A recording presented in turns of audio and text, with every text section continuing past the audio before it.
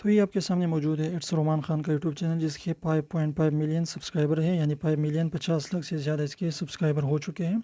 इसकी अर्निंग के बारे में बात करेंगे, 10,000 से लेकर $1,70,000 तक ये जो है महीने की कमाते हैं।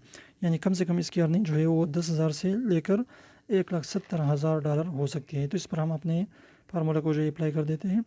तो यहाँ पर आप देख सकते हैं हम क्या करते हैं, जो कम से कम रेट है इसको जो हमने 50% करना है, यानी 11,000 प्लस 50%, तो ये तकरीबन बनते हैं यहाँ पर देखिए $16,500। तो इसको हमने कन्वर्ट करना है। तो यहाँ पर आप देख सकते हैं, कि तकरीबन 46 लाख पैसे जो इसके बनते हैं। तो आप इसे अंदाज़ा लगा सकते हैं कि यूट्यूब से लोग जो है कितने पैसे कमाते हैं। अगर आपके कंटेंट अच्छे हैं, आप लोगों को एजुकेट करें, मोटिवेट करें, लोगों को एंटरटेन करें, कुछ ना कुछ जो है अगर आपके अंदर स्किल मौजूद है, लोगों को वो सिखाएं, तो आप यूट्यूब से अच्छी खासी अर्निंग कर सकते हैं। तो उम्मीद करते छोटी सी वीडियो को पसंद है। वीडियो पसंद है तो प्लीज़ वीडियो को लाइक कीजिए, चैनल को सब्सक्राइब कीजिए।